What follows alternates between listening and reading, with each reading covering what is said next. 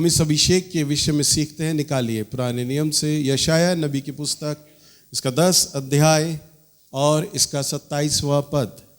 उस समय ऐसा होगा कि उसका बोझ तेरे कंधे पर से और उसका जुआ तेरी गर्दन पर से उठा लिया जाएगा, और अभिषेक के कारण वह जुआ तोड़ डाला जाएगा।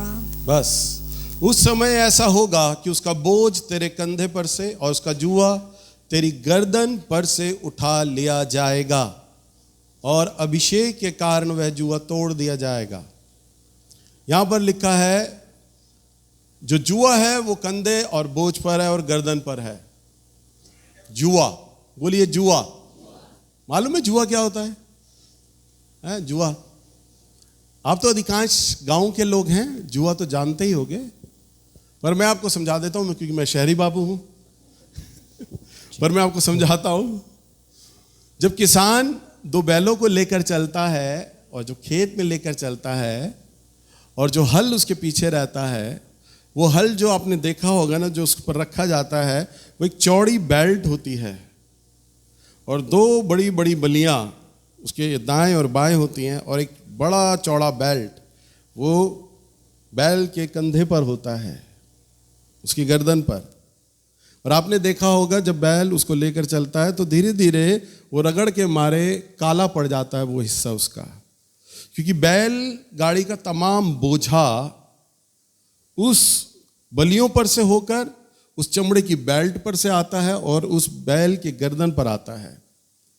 और उस जो चौड़ा का जो बेल्ट होता है ना, उसे कहते हैं जुआ। उसे क्या कहते हैं? जुआ। तो जो जुआ होता है वो रखा जाता है। तो यहां पर जो जुआ है वो एक बोझ को दर्शाता है, और प्रभु का वचन कहता है उस समय ऐसा होगा, उसका बोझ यानी उसका भार तेरे कंधे पर से और उसका जुआ तेरी गर्दन पर से उठा लिया जाएगा, और अभिषेक के कारण, किसके कारण? अभिषेक के कारण वह जुआ तोड़ा जाएगा। हालेलुया। यानी परमेश्वर कोई भी कार्य करते हैं, चाहे वह चंगाई का हो, छुटकारे का हो, हमारे जीवन को परिवर्तन करने का हो, या उद्धार देने का हो, या इस समय आपसे जो प्रभु वचन में बातचीत कर रहे हैं वो हो, तमाम हर प्रकार का जुआ जो तोड़ने का जो माध्यम है, जो जरिया है, वह अभिषेक है। वह क्या है?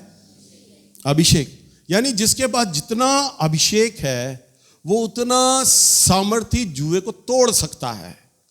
हालेलुया। अब हमारा जो प्रभु है वो अनलिमिटेड है, असीमित है, परंतु हम सीमित हैं। हम क्या हैं? सीमित हैं। परंतु हमें परमेश्वर के साथ बने रहने की आवश्यकता होती है, और मेरा परमेश्वर आप सभी लोगों को, जितने भी लोग यहां हैं, अलग अलग प्रकार का अभिषेक देता है।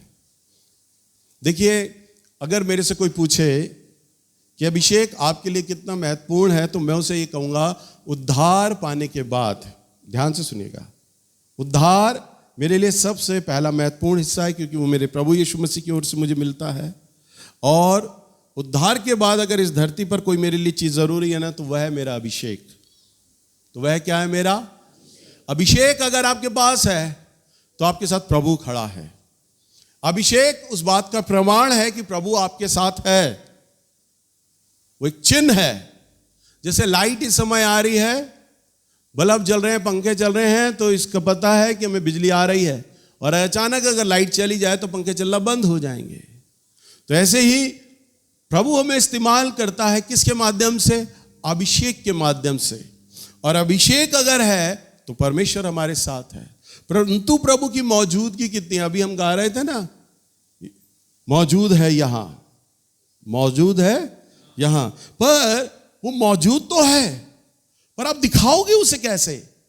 कैसे उसे प्रकट करोगे?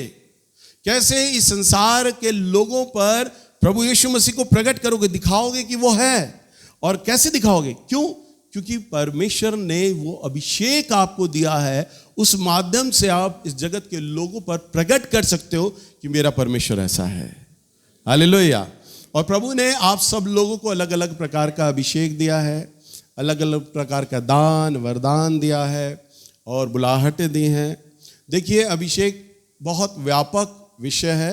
कई बार हम लोग प्रार्थना करते हैं और कई लोग रोते हैं, गर्म हो जाते हैं, ठंडे हो जाते हैं, प्रार्थना में गिर जाते हैं, कपकपी आती है, करंट लगता है।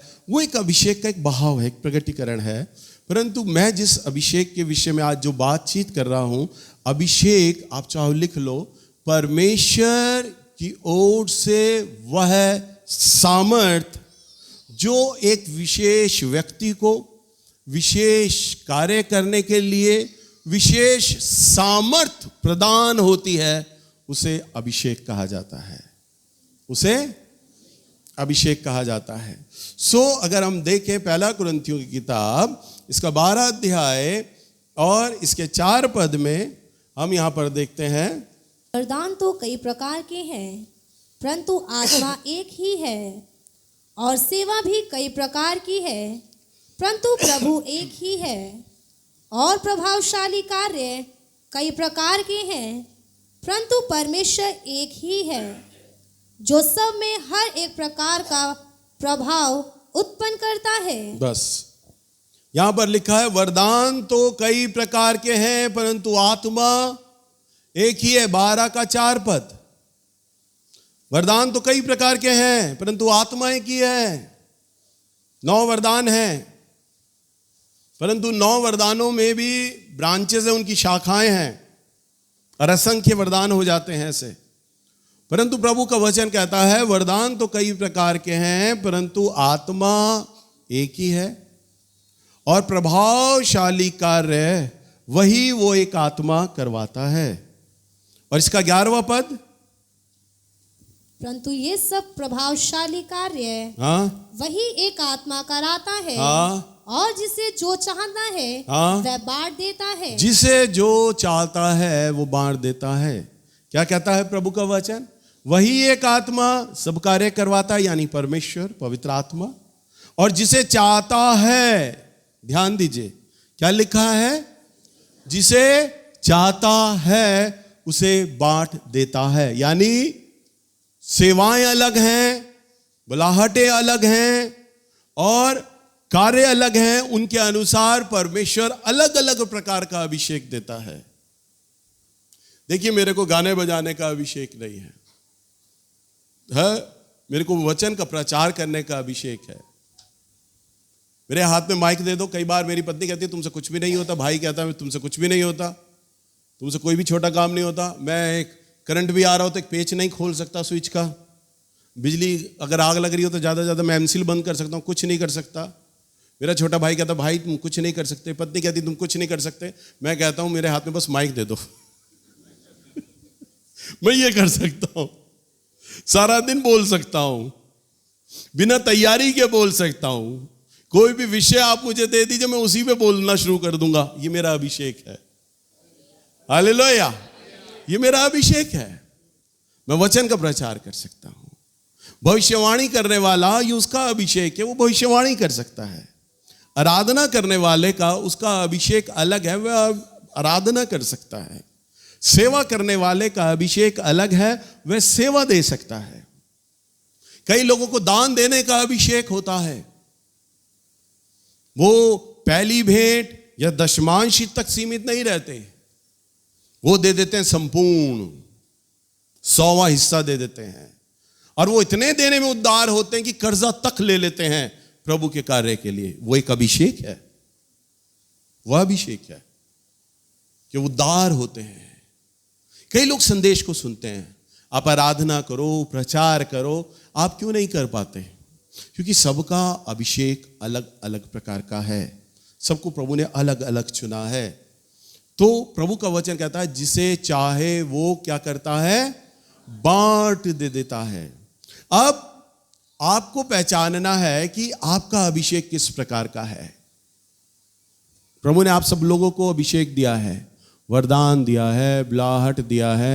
या तो वो आपका स्थानीय प्रचारक आपको बता सकता अगर आपको समझ नहीं आता, या तो फिर आखिर में मैं ही बचता हूँ, मैं ही बता सकता हूँ कि आपके ऊपर किस प्रकार का अभिषेक है, प्रभु आपको किस प्रकार की सेवा दे रहा है, क्या बुलाहट दे रहा है, वो बता सकता हूँ। और जो आपको बताऊंगा उसी पे मैं जानता हूँ मेरा प्रभु उसी पे आपको अभिषेक देगा और वही आपसे कार्य कराएगा। क्योंकि मैं अपने आप से वो नहीं कहूँगा, मैं वो कहूँगा जैसा पवित्र आत्मा मेरे हृदय में उस बात को डाल देंगे तुरंत कि इसके ऊपर मैंने इस बुलाहट को रखा है, इस अभिषेक को रखा है। हालेलुया। प्रभु के एक दास थे बहुत बड़े, स्मिथ विगलस्वर्थ। आप लोगों ने नाम सुना है?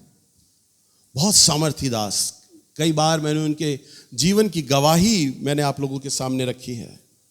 एक बार वो ट्रेन में जा रहे थे और उनके सामने एक औरत बैठी और एक छोटी बच्ची उनके साथ बैठी। वो औरत बहुत उदास थी, उसका चेहरा उतरा हुआ था और उसके साथ जो एक लड़की बैठी थी 15-16 साल की, वो रोए जा रही थी।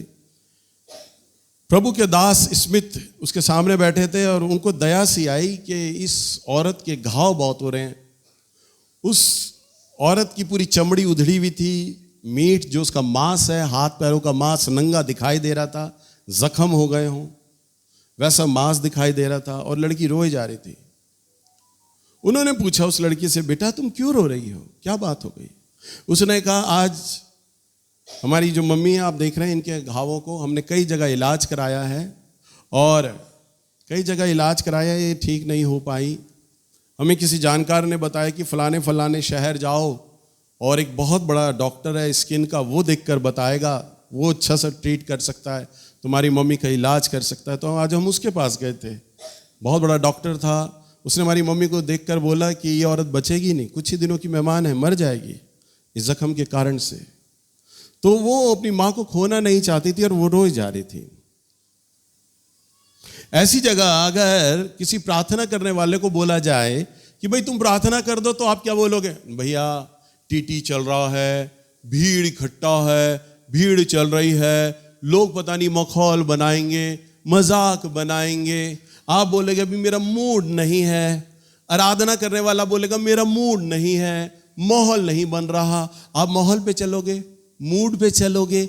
हम ट्रेन में बैठे हैं इसलिए आप बोलेंगे हम घर में आएंगे तब प्रार्थना करेंगे, या आप हमारे घर में आइए हम तब प्रार्थना करेंगे, या आप बोलेंगे आप चर्च में आइए हम तब प्रार्थना करेंगे। आप चर्च में आना, वहाँ पर वो माहौल मिलेगा आपको प्रार्थना का, तब आपके लिए प्रार्थना होगी, तब आप चंगे हो जाओगे। या आप आओगे, आप माहौल देखोगे, आपको विश्वास होगा, तब प्रभु कार्य करेगा।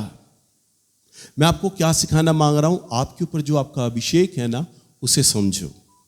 स्मिथ विगलस्वर्थ ये जानते थे कि मेरे जीवन पर क्या अभिषेक है। वो जानते थे आश्चर्य कर्म करने की ताकत मेरे पास है। हालेलुया। वो जानते थे कि मेरी प्रार्थना से चंगाइयां होती हैं, आश्चर्य कर्म होते हैं, वो जानते थे। वो लड़की विश्वास नहीं करती थी, प्रभु को नहीं जानती थी, सिर्फ नेमली नामधारी क्रिश्चियन थे वो लोग। उसने कहा, स्मिथ विगलस्वर्थ ने, तुमने प्रभु यीशु मसीह का नाम सुना है? उसने कहा हाँ, हम चर्च तो नहीं जाते पर जीसस का नाम हम जानते हैं, हम चर्च नहीं जाते। उन्होंने कहा तुम चर्च नहीं जाते, तुम्हारी माँ? उन्होंने कहा हम बिल्कुल चर्च नहीं जाते हैं, बस हम ईसाई हैं, क्रिश्चियन हैं, बस इतना ही काफ़ी है हमारे लिए, हम चर्च नहीं जाते हैं। उसने कहा जिस यीशु को तुम नहीं जानते ना, आओ मैं तुम्हें उस यीशु को दिखाता हूँ। डॉक्टर क्या कह रहे हैं? तुम्हारी मम्मी मर जाएगी, परंतु मेरा यीशु अभी तुम्हारी माँ को चंगा कर देता है। और उसने उस औरत पर हाथ लगाया और कहा मैं चाहता हूं। क्या बोला? मैं चाहता हूं कि तू अपने इस रोग से चंगी हो जाए। और जब बोला, और रास्ते भर में वो औरत थोड़ी देर में ही उसके जख्म सूखने लग गए, खून पानी जो रिस रहा था वो बंद हो गया और घाव भरने लग गए। हालेलुया। प्रभु ने उसको चंगा कर दिया। ट्रेन में किसी पास्टर को बोला जाए अभी मेरा मूड नहीं है, हम ट्रेन में यात्रा कर रहे हैं, लोग क्या कहेंगे, लोग क्या बोलेंगे? सारे लोग अविश्वासी हैं। वो क्रिश्चियन लेडी भी, वो बच्चा भी विश्वास नहीं करते थे। नामधारी क्रिश्चियन थे, विश्वास नहीं करते थे, नहीं जानते थे, परंतु वो प्रभु का दास अपने अभिषेक के विषय में इस बात को जानता था कि मेरे ऊपर किस प्रकार का अभिषेक है। हालेलुया। अगर हम देखें नए नियम में यूहन्ना की पत्री, पहला यूहन्ना की किताब और इसका 2 अध्याय और इसका 27वां पद, आपको सिर्फ प्रभु के साथ जुड़े रहने की आवश्यकता है और अभिषेक में आपको सेवकाई करने की आवश्यकता है। और इस बात को ध्यान से सुने, मैं आपको क्या कह रहा हूं, आपको प्रभु के साथ जुड़े रहने की आवश्यकता है। और प्रभु की जो भी सेवा है, चाहे वो आराधना की हो, गाने की हो, बजाने की हो, वचन के प्रचार की हो, भविष्यवाणी की सेवा हो, आपको अभिषेक में करना है। और बस आपको प्रभु के लिए उपलब्ध होना है। और अभिषेक अपने आप काम करता है, ये ऑटोमेटिक रहता है। अभिषेक क्या करता है? अपने आप काम करता है। अब मैं इस समय यहां पर मंच पे आ गया हूं, पुलपिट पे आ गया हूं, माइक ले लिया है और मेरा संदेश एक ढांचे के रूप में तैयार है। जब मैं संदेश तैयार करता हूं तो जो पवित्र आत्मा मेरे विचारों में आते हैं और मुझे किताबें बताते हैं कि यहां से ये बुलवाना है, यहां से ये बुलवाना है, मैं उन बातों को लेकर बैठ जाता हूं और फिर पवित्र आत्मा के सामने कहता हूं, प्रभु मैंने ये ढांचा तैयार किया है, बस ये मुर्दा है, लोगोस है, रेमा नहीं है। आपको इसमें श्वास फूकना होगा, आपको जाके बात करनी होगी आपके लोगों से, आप बात करेंगे। मैं कई बार हफ्ते में इस बात को दोहराता हूं, प्रभु पतरस ने बिल्कुल ठीक कहा था, जीवन की बातें तो तेरे ही पास हैं, तुझे छोड़ हम कहां जाए। प्रभु वो नैल्स को सुनने नहीं आए, वो आपको सुनने के लिए आए हैं।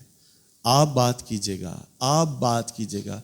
मैं प्रभु को बार बार इस बात पर जोर देता हूं, आपने बात करना है। प्रभु पूरा हफ्ता मैं प्रार्थना करता हूं अपने वचन को लेकर, क्योंकि मेरे पास सिर्फ यही तो सेवा है। पिछली बार आपको ध्यान होगा मेरा बीपी लो था, मैं प्रचार नहीं कर पाया। अपनी आत्मा में मैं इतना दुखित था कि मैं प्रचार नहीं कर पाया, कि मैं प्रभु की सेवा नहीं दे पाया। प्रभु ने मुझे यही तो सेवा दी है। पूरा हफ्ता मैं इंतज़ार करता हूँ कब संडे आएगा, मैं वचन का प्रचार करूँगा, और वो संडे मुझसे मिस हो जाए किसी कारण से तो मेरी आत्मा मुझे दुखी करती है कि मेरे पास यही तो सेवा है, यही तो मेरा अभिषेक है, मैं इसी को इस्तेमाल नहीं कर पाया। तो प्रभु के साथ हमें जुड़ने की आवश्यकता है। हम देखते हैं पहला यूहन्ना 2 अध्याय और इसका 27 पद। परंतु तुम्हारा वह अभिषेक जो उसकी ओर से किया गया तुम में बना रहता है, और तुम्हें इसका प्रयोजन नहीं कि कोई तुम्हें सिखाए, वरन जैसे वह अभिषेक जो उसकी ओर से किया गया तुम्हें सब बातें सिखाता है, और यह सच्चा है, झूठा नहीं। और जैसा उसने तुम्हें सिखाया है वैसे ही तुम उसमें बने रहते हो। हाँ, क्या लिखा है? और वह अभिषेक जो उसकी ओर से किया गया है, किसकी ओर से? परमेश्वर की ओर से, तुम में बना रहता है, और तुम्हें इसका प्रयोजन नहीं, तुम्हें इसकी आवश्यकता नहीं कि कोई तुम्हें सिखाए, कोई तुम्हें, मुझे आप लोग नहीं सिखा सकते भैया वचन का प्रचार आप ऐसा करो, क्योंकि मुझे सिखाने वाला पवित्र आत्मा है। पवित्र आत्मा ने जो मुझे अभिषेक दिया, उस अभिषेक में होकर मैं सारी बातों को सीख रहा हूं। आप समझ पा रहे हैं? मैं कई बार आपको बोलता हूं और सच्ची करता हूं, मैं कई बार टीवी के अंदर अपना ही संदेश सुन रहा होता हूं, और मेरा भी हाल वो मेरे परमेश्वर की तरह है। और प्रभु ने धरती पर देखा कि कोई पवित्र है या नहीं, और प्रभु ने पाया कोई पवित्र नहीं। तब परमेश्वर ने स्वयं अपनी ही शपथ खाई और बोला, मैं अपनी स्वयं शपथ खाता हूं। प्रभु ने अपनी शपथ खुद खाई। ऐसे ही मैं भी देखता हूं कोई अच्छा प्रचारक है या नहीं पाता, फिर मैं कहता हूं नेल्स बेंजामिन तू ही अकेला बचा है। मजाक कर रहा हूं। और फिर YouTube पर मैं ही अपना वचन सुनता हूं, और जब वचन सुनता हूं ना, मैं एक दर्शक के समान सुनता हूं, कहता हूं अरे यार क्या बोल रहा है तू, क्या पंच है तेरी बात में, क्या उठान है, क्या गिराता है शब्द को, क्या उठाया, क्या बोला है तूने, वाह कैसे बोल रहा है, कितना अच्छा सिखा रहा है। और कई बारी मैं नाश्ता करते करते अपना वचन सुन रहा होता हूं, मैं रो रहा होता हूं, मैं इतना अच्छा बोल रहा था ये बात है, तो मैं रो रहा होता हूं, इतनी अच्छी बात है। मुझे कई लोग बोलते हैं भैया आपका संदेश अगर कोई आदमी 5 मिनट सुनना शुरू कर देना तो बंद नहीं करता, फिर वो सुनेगा, पूरा सुनेगा। तो मैं सुन रहा था, अरे वाकई में इतना अच्छा बोल रहा होता हूँ। पर उसके पीछे एक भेद है, वो है भेद अभिषेक। क्या है? उसमें मेरा कोई योगदान नहीं। वचन में क्या लिखा है? तुम्हें कोई आवश्यकता नहीं कि कोई तुम्हें सिखाए। हालेलुया। वचन को मुझे कैसे बोलना है। जब वचन बोला जाता है मैं अपने आप लाउड हो जाता हूं। कई बार मैं बोलता हूं ना, अरे तुम चिल्ला क्यों नहीं रहे वचन में। काजल को बोलता हूं, काजल तू वचन बोल रही है, सिंपली पढ़ रही है बेटा, लाउड क्यों नहीं हो रही है? क्यों नहीं हो रही? वो लाउड मुझे कौन कर रहा है? मेरा अभिषेक कर रहा है मुझे लाउड। वो मुझे वचन सिखा रहा है बोलने का तरीका कि कैसे तुझे वचन को बोलना है। अभी परसों के दिन मैं अपने बेटे को एक चीज बता रहा था, बेटा भविष्यवाणी का जो वरदान तुझे मिला है ना, अभी मैं आपको बताता हूं, वरदान एक वरदान भी और एक टैलेंट भी है। वरदान हमेशा तब निखरता है जब आप इसकी प्रैक्टिस करें, बोलें, बार बार बोलें, बार बार बोलें, बार बार प्रैक्टिस करें। मैंने अपने बहुत समय पहले के YouTube के वचन सुने, कोविड से पहले, जब आशीष मेरा घर पे जब रिकॉर्ड करता था, उस समय मैंने सुना और मैं बड़े ध्यान से सुन रहा, मैं कैसे बोल रहा था। मेरी आवाज में घबराहट थी, मैं ऐसे बोल रहा था। हाँ, यहां जब मैं बोल रहा था तो मेरे ये विचार चल रहे थे, मुझे वो याद आई चीजें। मैं ऐसा सोच रहा था वीडियो बनते समय, क्योंकि अब तक मैंने चर्च में प्रचार किया था, अब कोविड आ गया था, मुझे चर्च में लोगों को संदेश देना था जूम ऑनलाइन के द्वारा। अब मैं वचन प्रचार कैसे करूं? बड़ी समस्या। खाली कैमरा है मेरे आगे, खाली कैमरे के आगे हर प्रकार का इमोशन लाना है, हंसना भी है, बोलना भी है। अब कैसे बोलूं कि बंद कमरे में कोई है ही नहीं सुनने वाला, बनावटी एक्टिंग। तो मैं वचन प्रचार कर रहा कैमरे में आके, बड़ा अजीब सा लगता। पर धीरे धीरे जब मैं करने लग गया, कैमरे के आगे करने लग गया, कैमरे के आगे करने लग गया, जब जूम ऑनलाइन में मैं प्रचार करने लग गया, और अभी लास्ट में जब जूम ऑनलाइन के जब मैं वचन सुनता था, तो आशीष विमल से पूछ सकते हैं, ये मेरे वचन में खो जाते थे, और आशीष तो खो ही जाता था वचन में, और मेरे आंसू निकलते थे वचन को देते देते। मैं अपने आंसू पोंछता था। उस कमरे में कौन है? कोई नहीं, सिर्फ विमल और आशीष और खाली कैमरा। भीड़ नहीं है, कितने लोग मुझे सुन रहे हैं मुझे नहीं पता, पर मैं कैमरे के आगे रो रहा हूं। क्यों रो रहा हूं? क्योंकि कैमरे में आके काफी टाइम मैंने जब प्रचार किया ना, तो कैमरे में भी मैंने कैसे प्रचार करना, मेरे अभिषेक ने मुझे वो सिखा दिया। हालेलुया। पहले मैं भीड़ को देखकर इमोशन में आता था कि भाई लोग हैं, इनको देख के मुझे उत्साह होगा, जोश आएगा। कभी कभी कई पास्टर मुझे बोलते हैं, भैया आपको तब बुलाए ना जब अच्छी भीड़ हो, तब 5 लोगों के सामने 10 लोगों के सामने क्या बुलाए, हमारा तो छोटा चर्च है, आपका तो बड़ा चर्च है, आपको तो भीड़ की आदत है, लोग आपको ज़्यादा सुनते हैं, तो ज़्यादा लोग हों तब आपको सुने।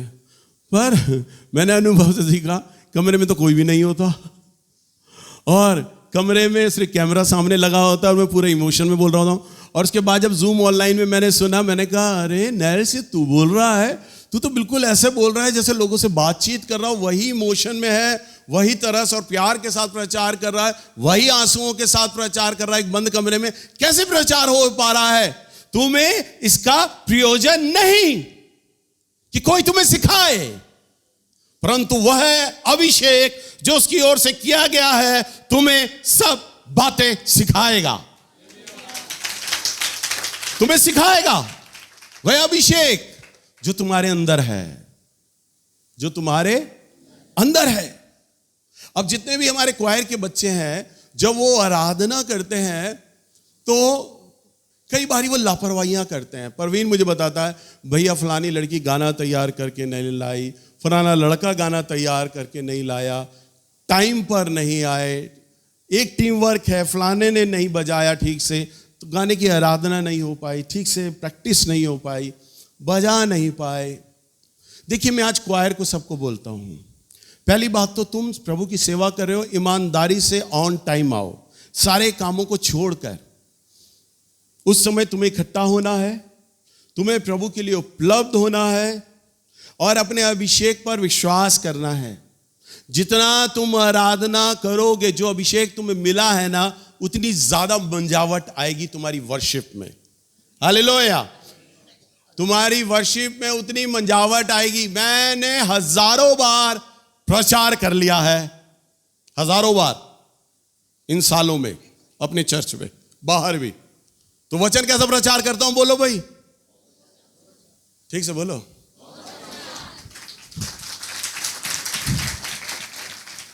क्यों अच्छा प्रचार करता हूं? क्योंकि मेरा वरदान तो है, परंतु ये मंझ गया बार बार बोलकर। मुझे मालूम है किस बात को कैसे परोसना है, कौन सा जब विषय आएगा मुझे किन किन शब्दों का चयन करना होगा, किन शब्दों को चुनना होगा, मुझे किन बातों को कैसे बोलना होगा, कहां से कैसे बात उठानी है, क्या बोलनी है, ये सारा मुझे वरदान के साथ टैलेंट आ गया। और वो सारा टैलेंट मुझे अगर सिखाया है ना, तो वो बैठकर मुझे पवित्र आत्मा ने सिखाया। मैं जितना पवित्र आत्मा के संग रहा और जितना मैंने अपने आप को डिवोट किया सेवा में, जितना मैंने बोला प्रचार किया, मुझे अपने अभिषेक पर कॉन्फिडेंस होता चला गया। समझ पा रहे हो? मैं जब लड़कियों को बोलता हूं बेटा भविष्यवाणी करो, तो वो बोलती हैं भैया हमारी तबीयत खराब है, हमारी हड्डियों में दर्द है, मैं पिछले हफ्ते प्रार्थना नहीं कर पाई, उपवास नहीं कर पाई। वो किस लिए? क्योंकि अभिषेक में कॉन्फिडेंस ही नहीं है। जब तक आप अपने अभिषेक पर निर्भर नहीं होगे, मेरे को जो अभिषेक है ना, बस माइक पकड़ूंगा या पकड़ूंगी और बोलने लग जाऊंगी। हालेलुया। मैं कभी नहीं बोलूंगा कि मुझे प्रचार नहीं आता। मैं कई बार अपने प्रचारकों को बोलता हूं बेटा आज तुम प्रचार करो, मेरा संदेश तैयार नहीं है, मेरी तैयारी नहीं है, मेरी प्रार्थना नहीं है, मेरा वचन नहीं है। आप मेरे हाथ में कुछ भी मत दो, बाइबल भी मत दो, मेरा मोबाइल होना चाहिए बस मेरे साथ। मैं उसमें से ऐप निकालूंगा, बाइबल निकालूंगा, चालू हो जाऊंगा कहीं भी, क्योंकि अभिषेक है मेरे ऊपर वचन का प्रचार करने का। क्या है? अभिषेक है। हालेलुया। तो वो तुम्हें सिखाएगा और वह सच्चा है, झूठा नहीं है, और उसने तुम्हें सिखाया और वैसा ही वो तुम में बना रहेगा। हालेलुया। आपको कौन सिखाएगा? कौन? आपको कोई व्यक्ति नहीं सिखाएगा। हाँ, व्यक्ति सिखाएगा तो वो सिखा सकता है जो आपका सीनियर हो, आपका अगवा हो, बस आपके अभिषेक के बारे में वो आपको राय देगा। आपकी कलीसिया के लोग आपको राय नहीं दे सकते, आपके जूनियर आपको आपके अभिषेक के बारे में राय नहीं दे सकते। आपका स्थानीय प्रचारक या आपका अगवा ही आपको अभिषेक के बारे में करेक्ट करेगा, सिखाएगा, आपको बता सकता है कि आपको अपने अभिषेक को कैसे इस्तेमाल करना है, कैसे आपको अपने अभिषेक में बढ़ना है। अब ध्यान से सुनिए, मैं बहुत महत्वपूर्ण बात सिखाने जा रहा हूं, ध्यान से सुनना। अगर हम प्रभु यीशु मसीह के जीवन को देखें तो प्रभु यीशु मसीह पूरी रात प्रार्थना किया करते थे ना, पूरी रात। अगर आप बाइबल का एक पद भी निकालो जहां पर प्रभु यीशु मसीह प्रार्थना करने लगे, कहीं भी नहीं लिखा दिन के समय प्रभु यीशु मसीह ने प्रार्थना किया ही नहीं। कभी किया? प्रभु यीशु मसीह की पिक्चरें देख लो, मूवियां देख लो, मैथ्यूस पर, लूका पे, जॉन पर, सारी पिक्चरें देखो, कभी भी सीन दिखाएंगे हमारे प्रभु रात में प्रार्थना कर रहे हैं और दिन में चंगाई और छुटकारे की सेवा दे रहे हैं।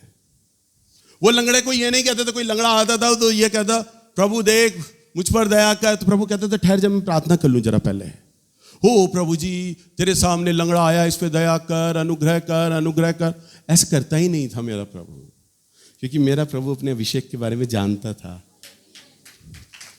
मुझे कैसा अभिषेक मिला है वह जानता था मेरा प्रभु। और मेरा प्रभु क्या कहता था?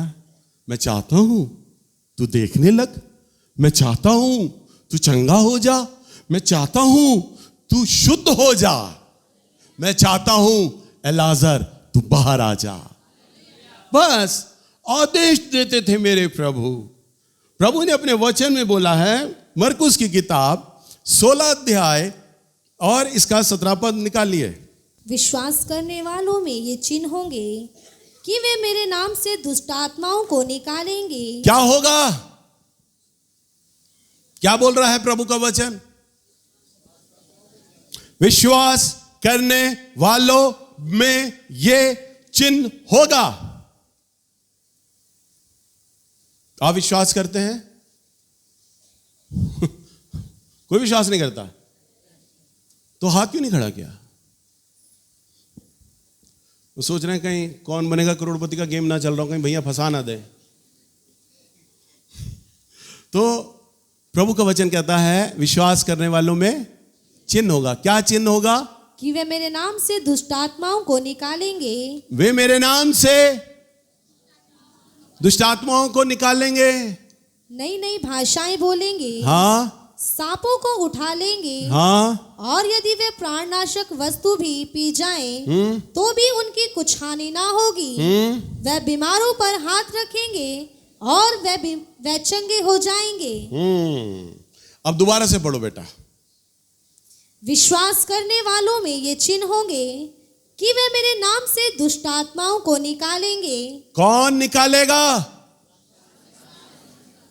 विश्वास करने वाले। यहां ये नहीं लिखा प्रभु यीशु मसीह निकालेगा। प्रभु ने हमें अभिषेक दे दिया है ऑलरेडी, हमें विश्वास करना है। जो व्यक्ति अपने अभिषेक के विषय में अज्ञान है, शैतान की यही तो चाल होती है कि आप अपने अभिषेक के विषय में जान ही ना पाए कि आपको किस प्रकार का अभिषेक मिला है। शैतान की दूसरी चाल यह होती है कि आप अपने अभिषेक पर विश्वास ही ना कर पाए, और तीसरी उसकी चाल यह होती है कि आप अपने अभिषेक का इस्तेमाल ही ना कर पाए। समझ पा रहे हैं? तो शैतान यह चाहता है कि आप बिल्कुल अनजान बने रहें। मैंने कई पास्टरों को देखा है, वो प्रार्थना करते हैं, प्रभु जी हम प्रार्थना कर रहे हैं आप इस दुष्ट आत्माओं को निकालो, मिकाइल को भेजो, दूतों को भेजो, चेने ले आओ और बांध दें प्रभु। अरे कुछ नहीं होगा, दुष्ट आत्मा चिल्लाती रहेगी। वचन में साफ लिखा है, प्रभु यीशु ने हमें अधिकार दिया है और कहा है तुम मेरे नाम से दुष्ट आत्माओं को निकालोगे। बस बात खत्म। तुम मेरे नाम से। आपको प्रभु यीशु मसीह के समान एक अलग एकांत में प्रभु के साथ बैठने की जरूरत है, उसके संग बने रहने की जरूरत है। उसकी उपस्थिति में जाइए, उसकी निकटता में जाइए, पवित्र होएं, शुद्ध होएं, उसकी उपस्थिति से निकल कर बाहर आइए। और फिर आपको प्रार्थना करने की जरूरत नहीं है, आपको सीधा आदेश देने की जरूरत है, क्योंकि आपके ऊपर वह अभिषेक है। आपके ऊपर जो अभिषेक है, रोज परमेश्वर के साथ बैठकर उसे चमकाने की और ताजा करने की आवश्यकता है। रोज, प्रतिदिन। बोलिए प्रतिदिन। प्रतिदिन प्रतिदिन आप उसके संग बैठेंगे, रोज एक फ्रेश अनॉइंटिंग के साथ। पिछले संडे जब आया तो एक ताजे अभिषेक के साथ आया। मैंने क्या कहा, जब मैं वचन का प्रचार किया तो मैंने प्रभु को कहा, प्रभु जी ये वचन आपका है, आपने अपने लोगों से बात करनी, मुझे अभिषेक करें। मैं ताजे अभिषेक के साथ आया। और अगर मैं हफ्ता 10 दिन प्रार्थना नहीं करता और वचन को ले आता तो इसका मतलब है मैं बासी तेल को ले आया, बासी अभिषेक को ले आया, ताजे अभिषेक को नहीं लाया। और फिर जो अभिषेक का जो वचन है ना, पहली बात तो मैं ठीक से बोल पाता नहीं, अच्छा नहीं प्रचार करता, और अगर प्रचार करता तो आपको समझ नहीं आता और सबके लिए वो संदेश बेकार हो जाता। परंतु मुझे अगर वचन का प्रचार करना है तो मुझे मेरे प्रभु के साथ बैठना है, ताजा अभिषेक प्रभु के साथ लेना है और अपने अभिषेक पर विश्वास करना है कि अब मेरे ऊपर ताजा अभिषेक है। और प्रभु ने कहा विश्वास करने वालों में चिन्ह होंगे। क्या करेंगी वो मेरे नाम से दुष्ट आत्माओं को निकालेंगे, वे मेरे नाम से क्या करेंगे? नई नई भाषाएं बोलेंगे, नई नई भाषा बोलेंगे। और क्या करेंगे? सांपों को उठा लेंगे, कोई भी हानि ना होगी। और क्या करेंगे वो मेरे नाम से? बीमारों को हाथ रखेंगे और वे चंगे हो जाएंगे। कौन रखेगा? कौन? विश्वास करने वाले लोग। अरे प्रभु हाथ नहीं रखेंगे, अभिषेक दे दिया है। मैंने कई बार चंगाई प्रार्थना में मैंने कराया ना, अलग अलग प्रकार से लोगों को अनाउंस करता हूं, 3 कदम चलो चंगे हो जाओगे। क्यों? मेरे पे चंगा करने वाला अभिषेक, मैं विश्वास करता हूं 3 कदम लोग चंगे होंगे, चंगे हो जाएंगे। कौन विश्वास करेगा? मैं। अभिषिक्त व्यक्ति विश्वास करेगा। किस पर? अपने अभिषेक पर। विश्वास करने वालों में ये चिन्ह होगा, वो मेरे नाम से बीमारों को चंगा कर देंगे।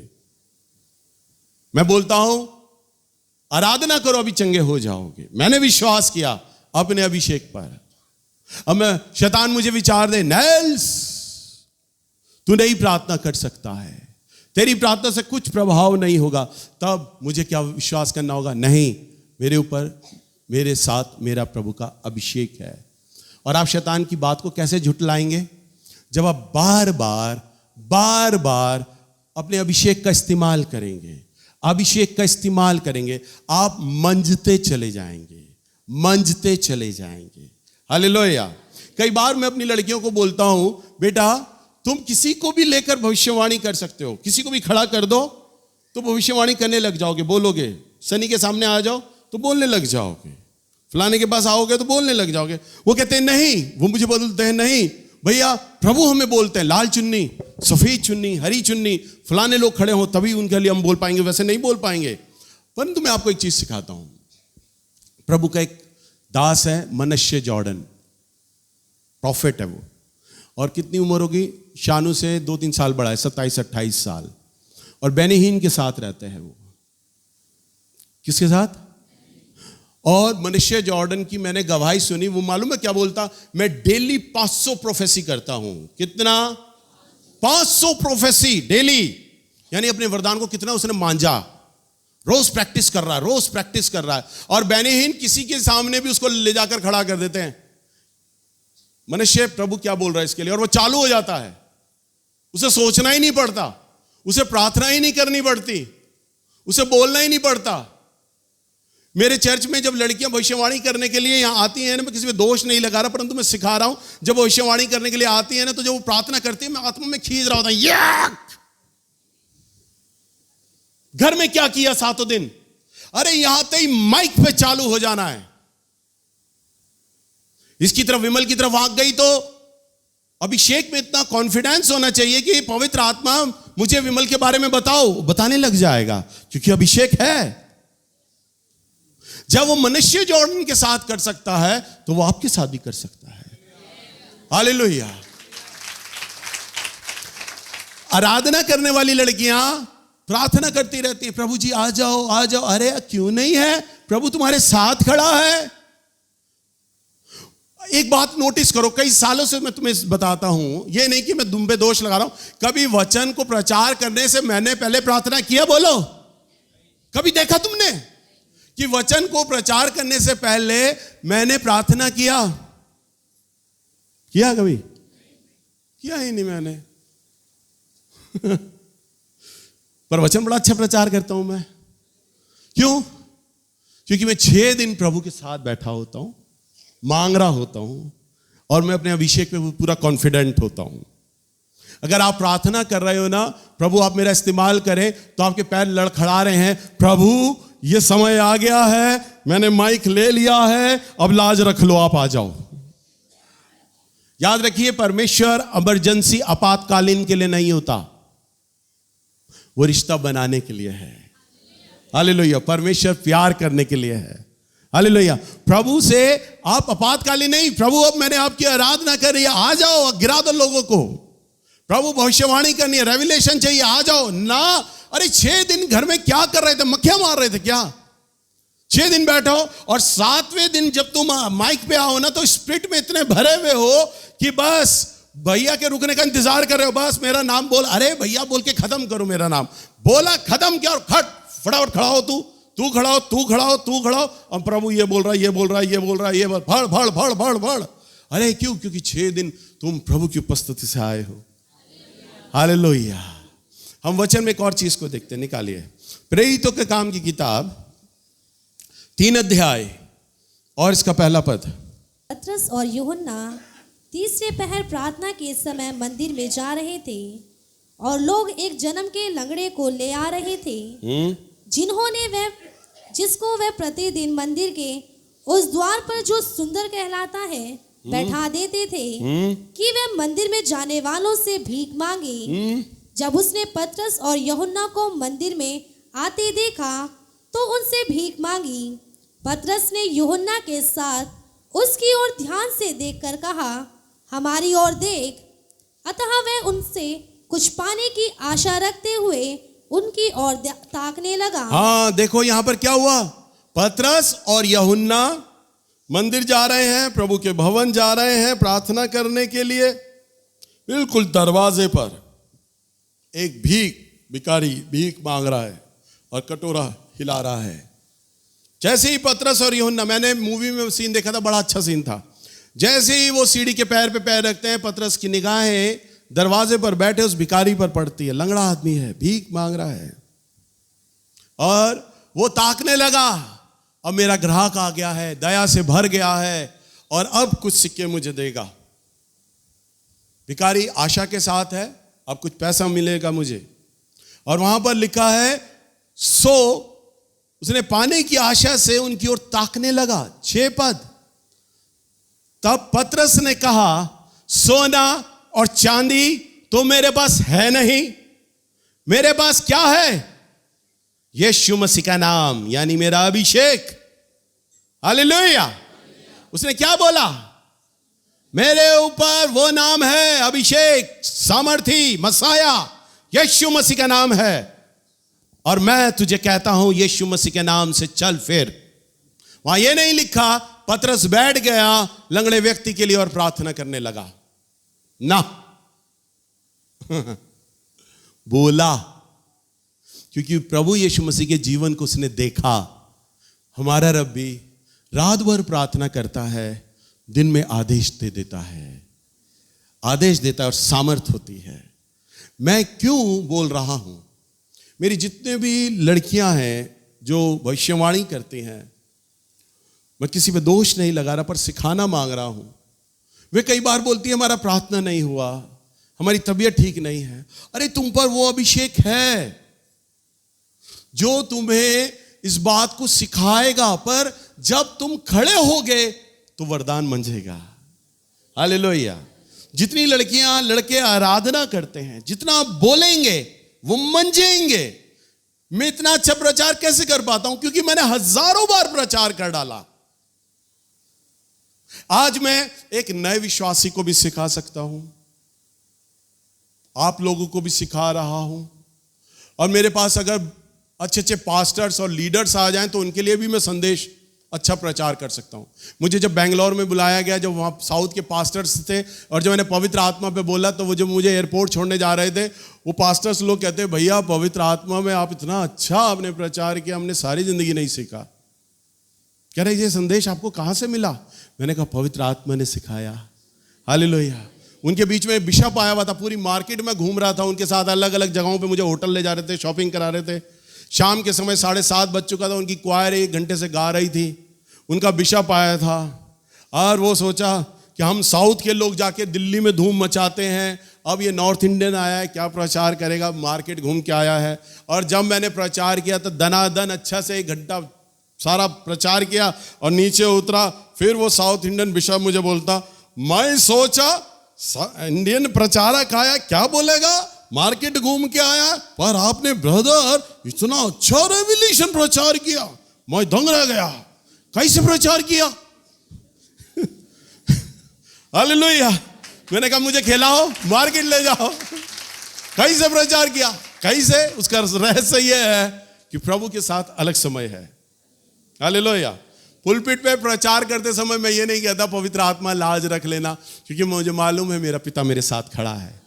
हालेलुया। कॉन्फिडेंट है, क्योंकि मैं 6 दिन उनके साथ बिताए हैं मैंने परमेश्वर के साथ, और अब सेवकाई का समय है। मुझे अपने अभिषेक में पूरा भरोसा है कि मेरा प्रभु मेरी लाज को रखेगा, क्योंकि मैं 6 दिन में अपने प्रभु के साथ रहा हूं, और 7वें दिन अब मैं खड़ा हो गया हूं उसकी सेवकाई के लिए। ऐसे ही पतरस भी ये जानता था कि मैं प्रार्थना में प्रभु यीशु मसीह के समान रहता हूं, और जब प्रभु के संग रहता हूं मेरे ऊपर वो अभिषेक है। उसने भिखारी को देखा, टकटकी लगाए, और लिखा है उसका दाहिना हाथ पकड़ा, 7वें पद में उसे उठाया, और उसके पांवों और टखनों में बल आ गया। हालेलुया। मेरा कहने का मतलब यह नहीं है कि आप प्रार्थना ना करें, ध्यान से सुनिएगा, प्रार्थना ना करें, मेरा कहने का मतलब ये नहीं है। प्रार्थना करें, परंतु सेवकाई को आरंभ करने से पहले अगर आप इस उद्देश्य से प्रार्थना करते हैं कि प्रभु आपका इस्तेमाल करे, प्रभु आपकी लाज रख ले, प्रभु उतर आए, वो प्रार्थना करना बेवकूफ़ी है। क्योंकि मेरा परमेश्वर आपातकालीन के लिए नहीं है, इमरजेंसी प्रेयर के लिए नहीं है। मेरा परमेश्वर बना है मोहब्बत करने के लिए। आप उससे प्यार करिए। मेरा परमेश्वर बना है उससे रिश्ता बनाने के लिए। आप उससे अपना रिश्ता बनाइए। जब आप उसके साथ अपना रिश्ता बना कर रखेंगे ना, आपको प्रार्थना करने की आवश्यकता नहीं होगी, आप आदेश देंगे। हालेलुया। हम एक और पद को देखते हैं पुराने नियम से, निर्गमन की पुस्तक 14 अध्याय और इसका 15 पद।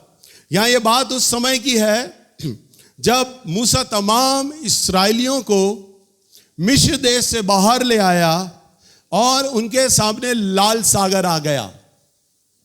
पीछे फिरौन की सेना आती थी घोड़े और रथों पर, और इस्राएली लोग डर गए और वो बुड़बुड़ाने लगे मूसा पर, तू हमें यहां मार लाया है, देख पीछे फिरौन की सेना आ गई है और आगे अब लाल सागर है, इस सागर को हम फांद नहीं सकते हैं, आगे भी मौत पीछे भी मौत, इससे अच्छा होता हम वहां मिस्र में ही थे, भले ही हम गुलाम थे पर जिंदा तो रहते, अब तो देख फिरौन हमें मार देगा। वो सारी बातों को लेकर चिंता कर रहे हैं और बुड़बुड़ा रहे हैं, और ये सारा टेंशन और डिप्रेशन लेकर मूसा परमेश्वर के पास भागा और प्रभु को बोला। और देखो क्या हुआ 15वें पद में, 14 का 15।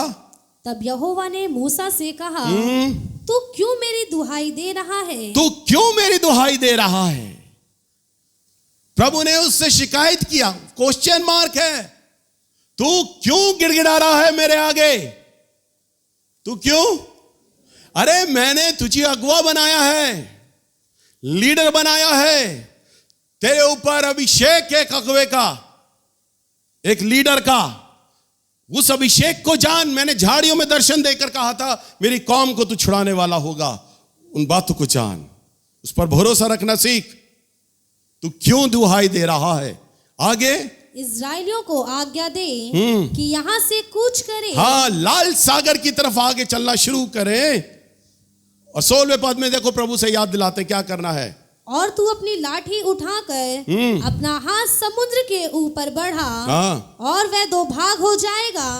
तब इस्राएली समुद्र के बीच होकर स्थल ही स्थल पर चले जाएंगे। प्रभु ने क्या बोला? क्या बोला? तू अपनी लाठी उठा समुद्र के सामने और वो 2 भाग हो जाएगा। हालेलुया। प्रभु ने ये नहीं कहा कि तो घुटने पे आ जाना और प्रार्थना करना तब समुद्र 2 भाग होगा। अरे आदेश देना समुद्र को, क्योंकि मैंने तेरा अभिषेक कर दिया है, तुझे अगवा बनाया है इस्राएलियों पर, तुझे मैंने अभिषेक किया है, तू जा और जाकर खड़ा हो जा और समुद्र को आज्ञा दे, समुद्र भी तेरा कहा मान लेगा। और वही उसने किया, खड़ा हुआ, लाठी को दिखाया लाल सागर की तरफ और लाल सागर ने उसका कहा माना और 2 भाग हो गया। दुहाई क्यों देता है? जब इस्राएली लोग बुड़बुड़ाने लग गए ना, मूसा अलग भागा रेत में और बैठ गया घुटनों के बल और प्रार्थना करने लगा, हे प्रभु तेरी कौम दुहाई दे रही है, शिकायतें कर रही है, बता मैं क्या करूं। प्रभु ने उसका अभिषेक याद दिलाया, मैंने तुझे चुना है मेरे बच्चे, इस्राएलियों पर अगवा बनाया है, ये लाल सागर क्या है, आज्ञा दे दे, क्योंकि तू मेरी उपस्थिति में चलता है। हालेलुया। मुझे सारे नबियों में ना एलिया बड़ा अच्छा लगता है, और एलिया के पास ही वरदान था कि वो अपनी देह समेत गायब हो जाता था, शरीर समेत गायब हो जाता था, किसी भी जगह पलक झपकते ही पहुंच जाता था। और मालूम है राजा आहाब, राजा रानी एलिशबा किसी के सामने भी खड़ा हो, वो एक ही बात बोलता था, मैं उस परम प्रधान परमेश्वर की उपस्थिति से होकर आया हूं। वो कहता है जब भी उसके सामने आता था कोई, वो यही कहता था, मैं अपने प्रभु के साथ होकर आया हूं, उसके साथ में हूं। यानी वो प्रभु की प्रेजेंस से आता था हमेशा निकल के, उसकी उपस्थिति में वो हमेशा यही डायलॉग बोलता था, मैं अपने प्रभु की उपस्थिति में से होकर तुम्हारे सामने आया हूं, बस। और वो कमांड करता था, बोलता था, कोई प्रार्थना नहीं।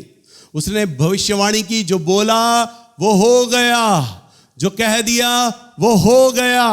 हालेलुया। जब आप प्रभु की उपस्थिति से निकल कर आते हो, तब आपके ऊपर, आपके अभिषेक के ऊपर वह अधिकार होता है, वह अथॉरिटी होती है। तब आपको गिड़गिड़ाना नहीं है प्रभु के आगे। तब प्रभु ये कहते हैं, अब तू आदेश दे दे, अब तू बोल और काम होने लग जाएगा, क्योंकि जो अभिषेक तुम में बना हुआ है वो तुम्हें सिखाएगा, वो सब काम करने लग जाएगा, क्योंकि वो ऑटोमेटिक है।